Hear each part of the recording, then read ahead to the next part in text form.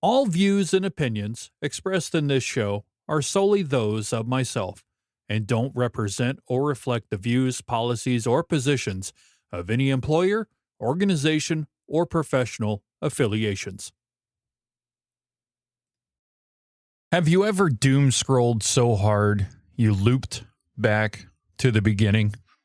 Because before phones, my doomscrolling was Channel 99 in Tampa, Time Warner Cable, the TV Guide channel, or I guess before TV Guide, it was the preview channel.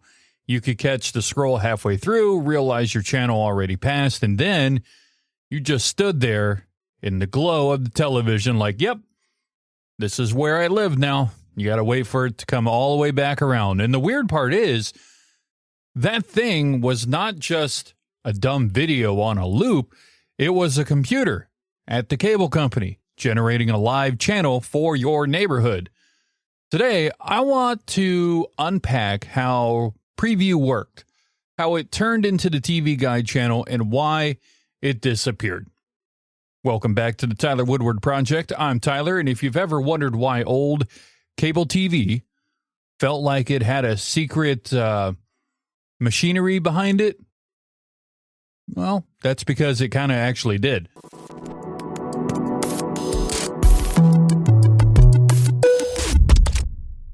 This episode is for people who like nostalgia, but also want okay, what was the actual system behind all of this, kind of answer.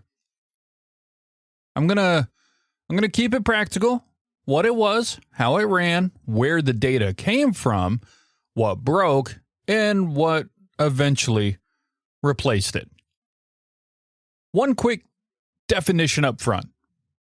An electronic program guide, or EPG, is just a schedule info presented in a way you can browse easily.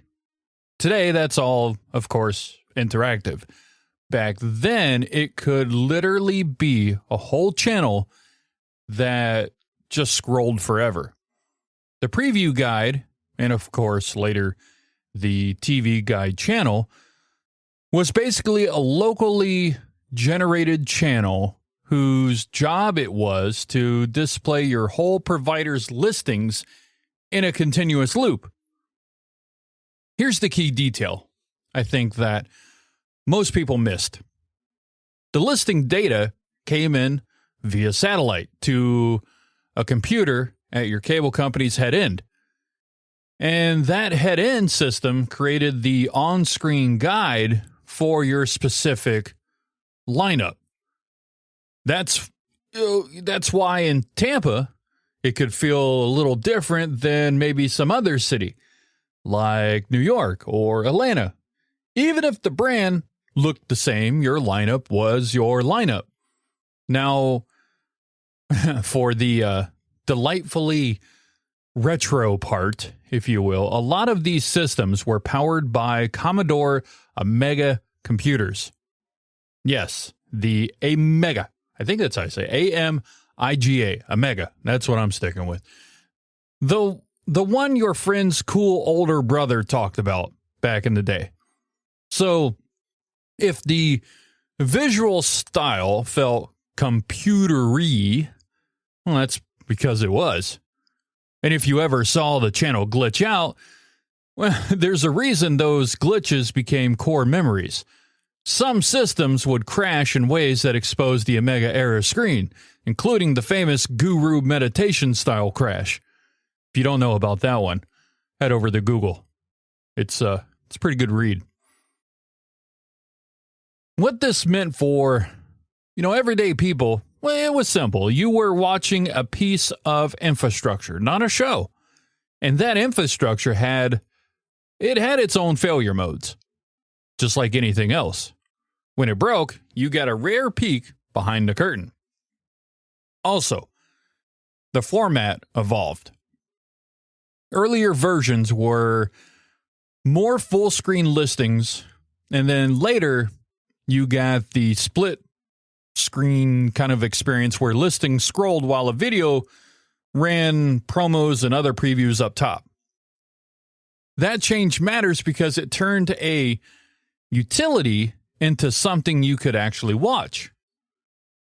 The part of my broadcast engineering brain loves, the part of me that loves this is that this is basically an always-on character generator workflow, except instead of a lower third, it's basically rendering your entire lineup in real time. It had to be readable, timed, and stable for months at a time. That is a very real, keep the thing on the air forever engineering problem. And it is way harder to get that sort of reliability in broadcasting, especially back then, way harder than it looked.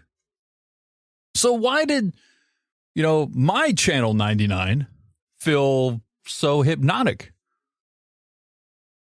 First, it was continuous browsing with no escape hatch.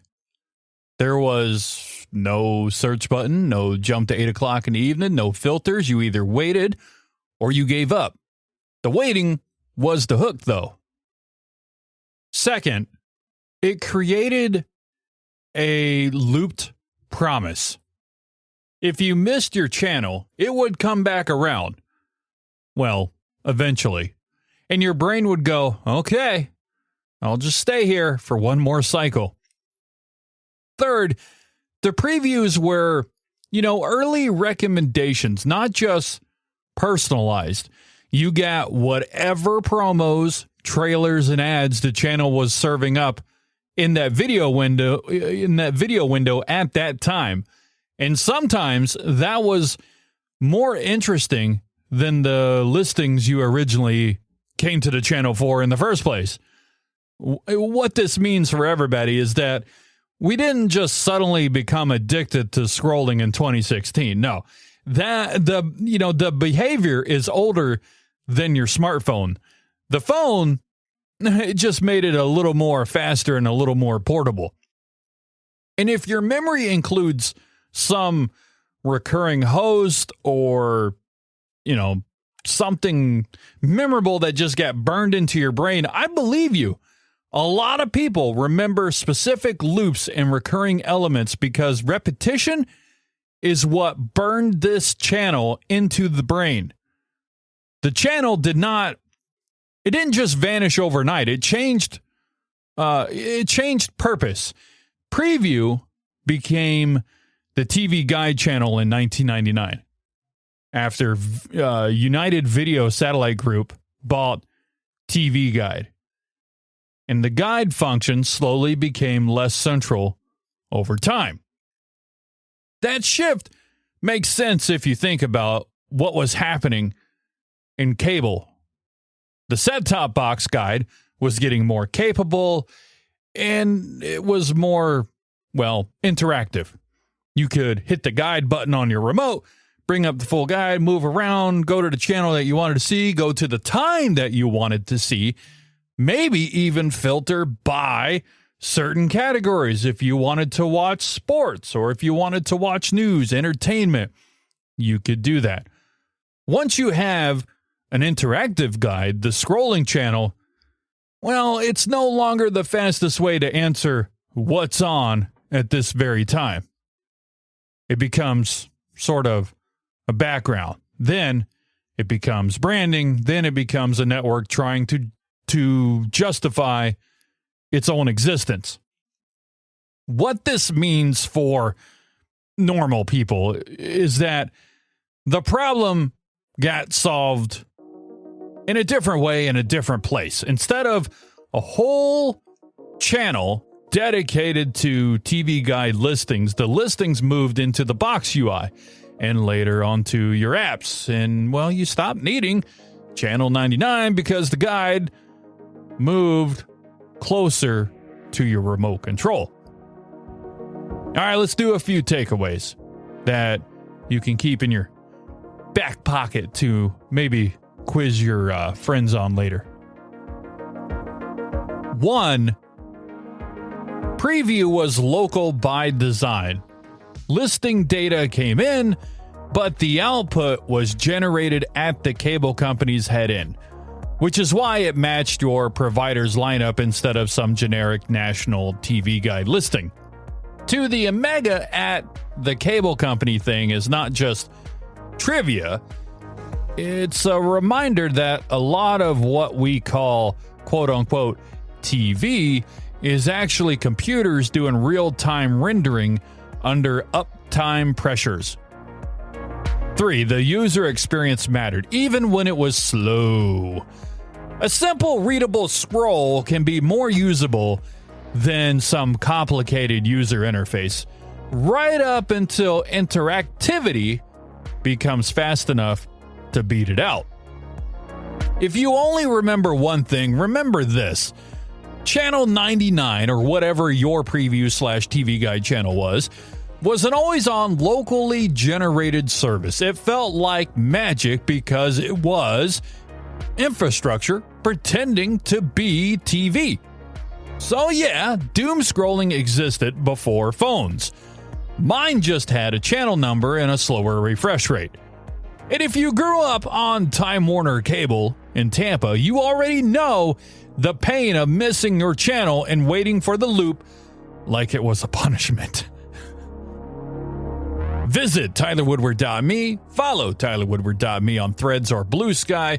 You can also now reach me on the Matrix chat app. Tyler at zion.tylerwoodward.me. Subscribe and like the show on your favorite podcast platform. Leave a rating or review.